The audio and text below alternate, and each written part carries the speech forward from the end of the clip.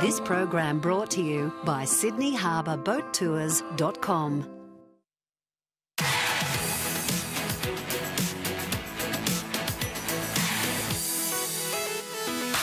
This is Business Class on Your Money. Hi, I'm James Wilkinson and welcome to Business Class. Today's show is coming to you from one of the tallest hotels in the world, the Ritz-Carlton in Hong Kong.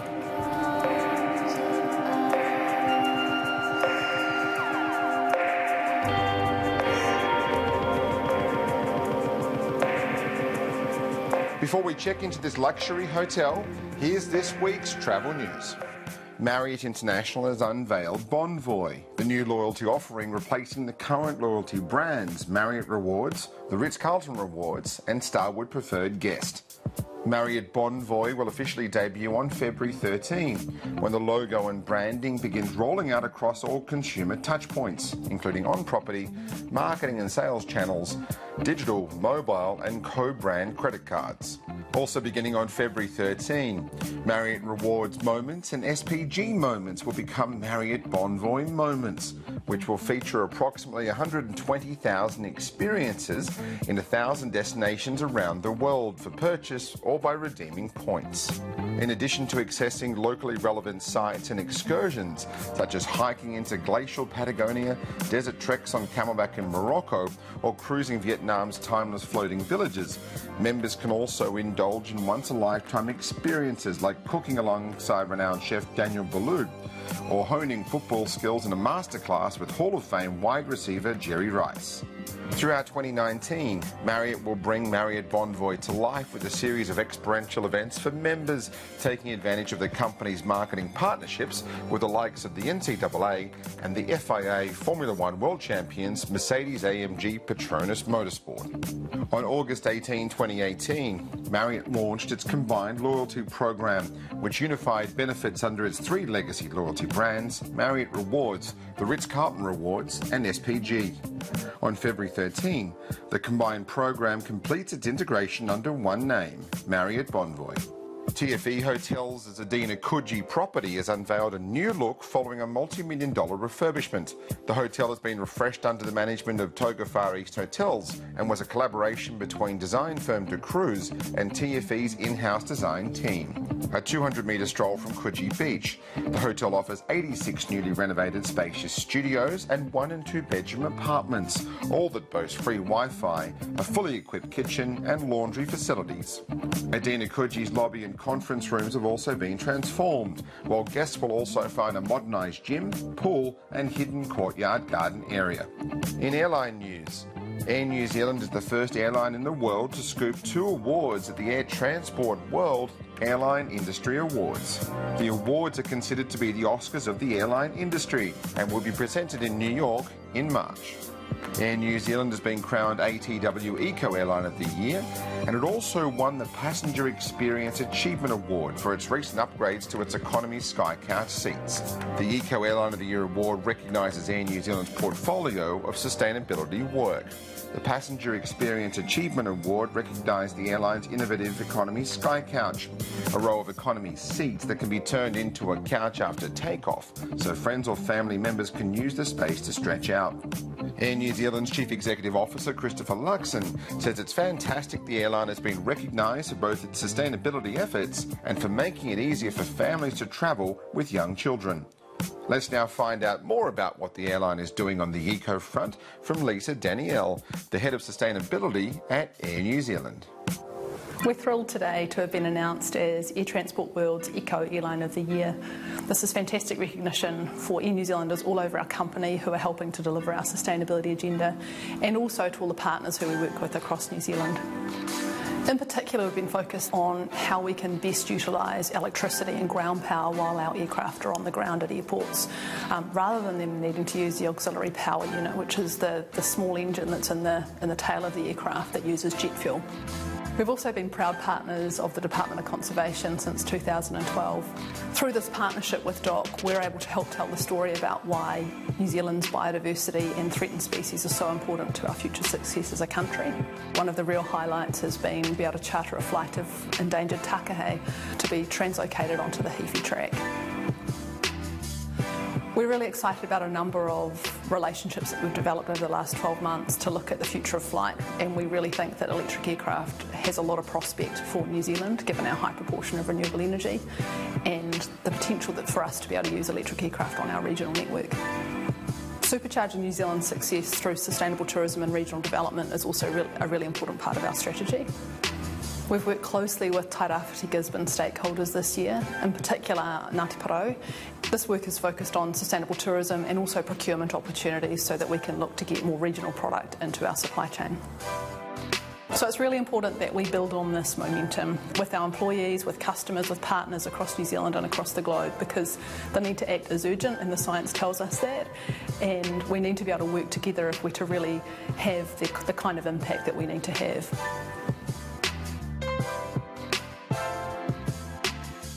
Marriott International is the world's largest hotel chain, and here in Asia Pacific the company's growth continues at a record pace. To find out more, we exclusively spoke to Marriott's Asia Pacific President, Craig Smith. Well, Craig, thanks so much for your time today. We're here at Marriott's Asia Pacific headquarters in Hong Kong, and it's a very exciting time for you in this part of the world. It is. We're growing very, very quickly right now, and that creates growth for our associates that work for us. It creates opportunity for them, and for our clients, it's obviously a chance they can go anywhere, stay anywhere, and we've got one of our brands there. And you look at the region. When you first came, there's about 200 hotels. You've just hit 700. We did. Job's become a little busier than it was in the past. I get a lot more emails, but it's still fun. And you've got a lot of hotels coming.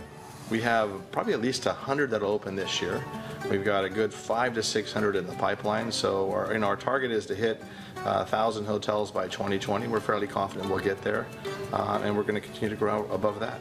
And a lot of demand for the Marriott and Sheraton brands, and rather than boutique hotels?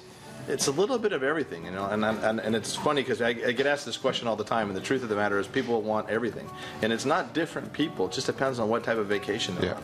So if somebody's traveling for business, they may stay at a Sheraton or a Marriott.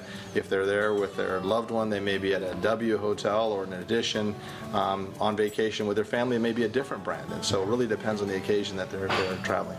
A lot of it comes down to loyalty, doesn't it, in terms of if you're part of the loyalty program, you could be spending your weekdays at a Sheraton, you could be spending your weekends in addition. Yeah, true. And loyalty is a big piece for us. I mean, a huge percentage of our clients are our loyal members.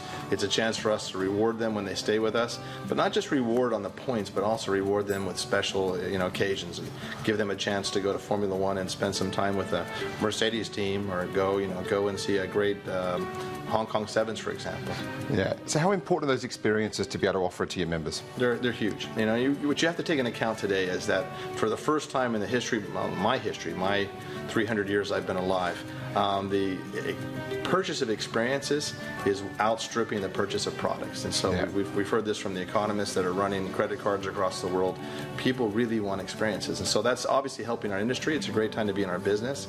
People want to go and they want to try different things. We find Chinese travelers, for example, about 10 years ago, you'd see a line of people with red hats and a red flag going through the airport. Today, they're much more sophisticated.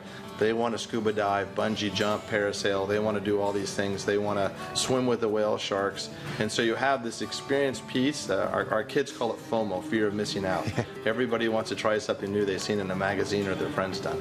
I mean, all around the world, we're talking about the Chinese traveller and the growth of the Chinese traveller, especially in Australia as well at the moment. And having such a big footprint in China obviously must help your hotels in Australia. Yeah, for us, it's a double win strategy in China. One is we want to increase our footprint. We want to make more money and service more of our clients in China. But as we grow in China, they know our brands. And so as more hotels grow in secondary and tertiary markets, obviously they know our brands, and that helps our hotels in Australia. When the number one traveler in Australia now is Chinese. Actually, in every market that we run in Asia Pacific, except for India, Chinese are the number one source market. Yeah, and plenty of good new hotels in Australia too. We were talking about it before. You've obviously got the W Brisbane, the Westin in Perth. There's two great examples. Yeah, we're excited, and the new products that are coming in are gorgeous. I mean, I haven't seen the Westin in Perth yet, but somebody told me they've told me it's one of the prettiest Westins Westins we have in the company. Yeah. And so there's a lot going on, and we've got a lot of luxury coming in. Yeah. Ritz-Carltons, W's. I mean, there's some really cool hotels going in Australia. But the Australian market is a market that can take it. I mean, the people want to see neat new hotels, but things that are different. Yeah, now you've obviously were with Ritz-Carlton for some time specifically on that brand, and that's obviously very exciting for Australia coming in to look 4 or 5 projects. So it is, and we needed it. I mean, we lost our Ritz-Carlton in Sydney years ago, and it was kind of a heartbreak for us. And so it's excited to be back and to have products there, and not just to service Australian customers, but the customers coming in from other countries. Yeah. The Chinese travelers love our Ritz-Carlton product. Japanese travelers love the Ritz-Carlton product. Yeah. And what we found also is, when I was younger, people that stayed at luxury hotels were probably the uber rich. Yeah. And that's what you had. But today people are saving money. Let's go back to this experience point. People are saving their money so they can go on a better vacation. Yeah. And so they may save on things that in the past they spent more money on, but so they can go and stay at a luxury hotel when they're on vacation and kind of have that luxury experience. And you've got that situation where they could spend 4 nights in a Courtyard and then 2 in a St. Regis. Yeah, and that happens a lot, believe it or not. A lot of times we'll find that somebody will go to Sonia is a great example, where they'll go stay at a Marriott and we'll see them walking around in a Ritz-Carlton robe because they went over and stayed there for 2 days. Yeah. It's an exciting time, Asia Pacific generally. The travel market's booming, the low-cost aviation market's booming, and legacy airlines are booming. Yeah, and I got to, it's good to be lucky in business, and I think I'm lucky now where I am in this part of the world. Yeah. We're growing quickly. It's always a fun thing, and it excites the teams that work for you, because growth means opportunity. And you've got this, you've got airlines growing, you've got the Chinese traveler, and just the intra-Asia travel is huge. I mean, most of the travel that we have in Asia Pacific, in the old days, it was Westerners flying all the way from Europe or the United States to stay here, and today it really is the story is about Asian travelers themselves. Yeah. And it used to be that especially the Chinese travelers, they were only going to the big cities where they go shopping. Yeah. And today we're seeing the resort markets taking off, and that's exciting to see too, because the Chinese travelers. But the baby boomers my age are starting to take more vacation. We didn't in the past.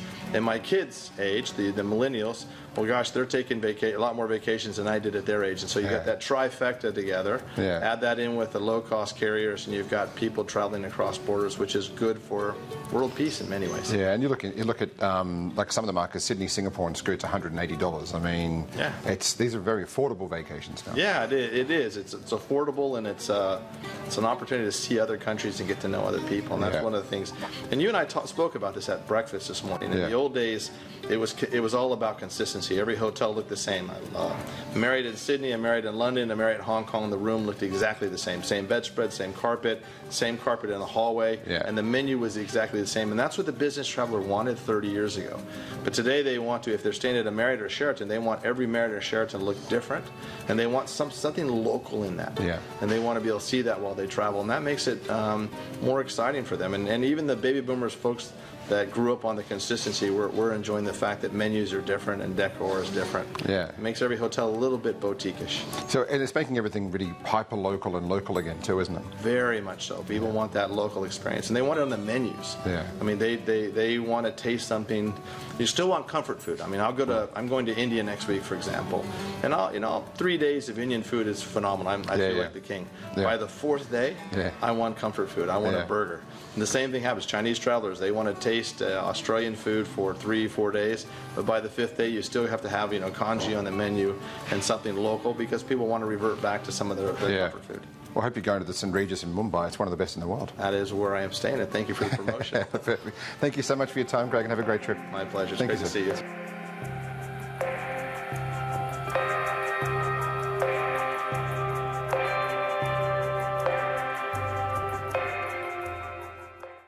Take to Sydney this summer aboard your own private sports cruiser. Experience the sun, the wind and the water at 70 kilometres an hour, landing you right on the beach. Discover the harbour like a local. SydneyHarbourBoatTours.com.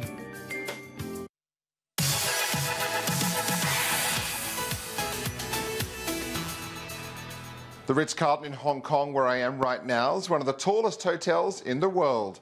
To find out what's on offer in this great luxurious hotel, we spoke to General Manager Pierre Perisset.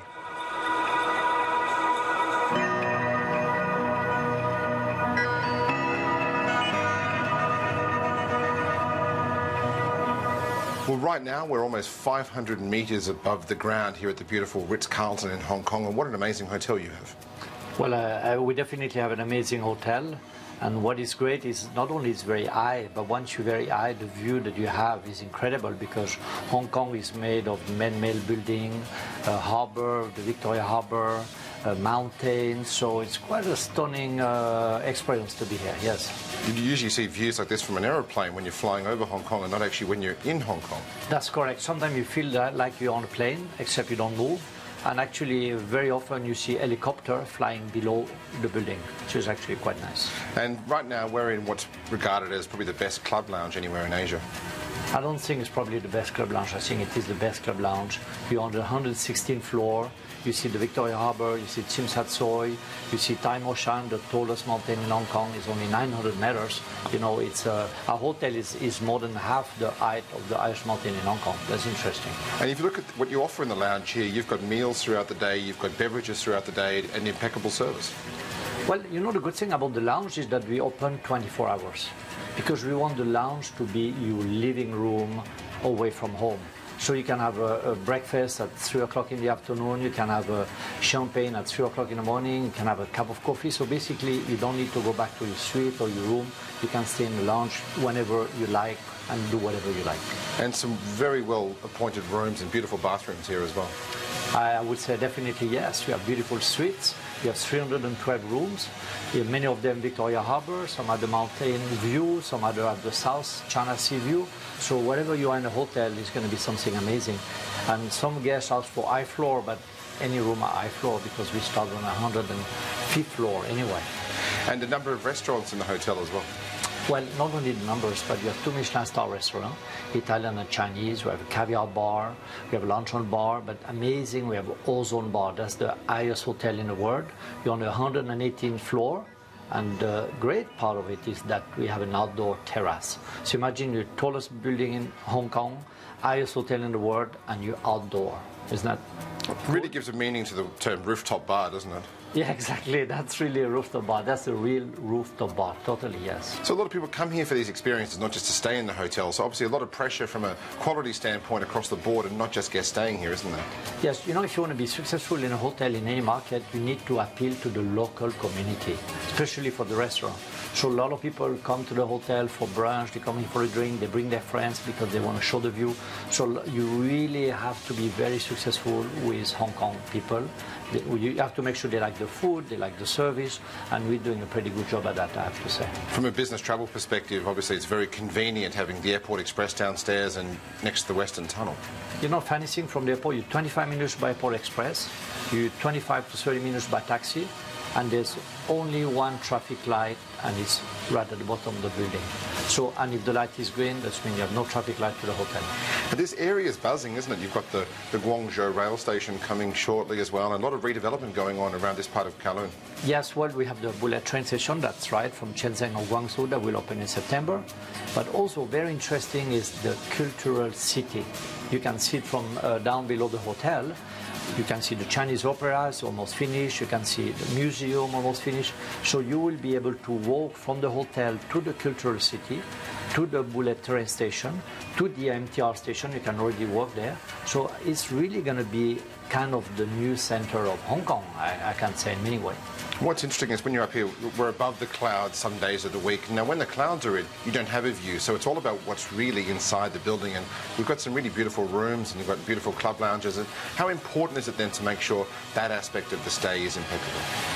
There's two aspects of the stay that are important. One is the warmth of our ladies and gentlemen and the efficiency. That's very important. The other one is the design of the hotel, and it's been designer from Singapore. You have some Japanese designer get involved. So everywhere you go, there's something very unique.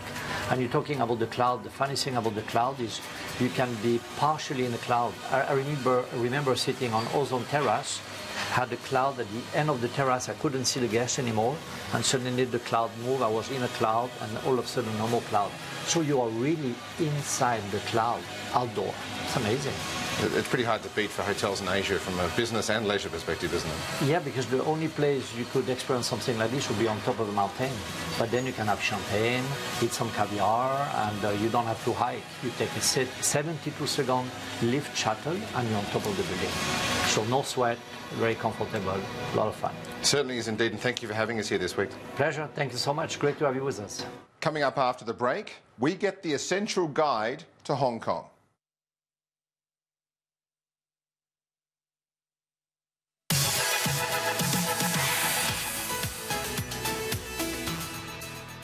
Welcome back to Business Class from Hong Kong.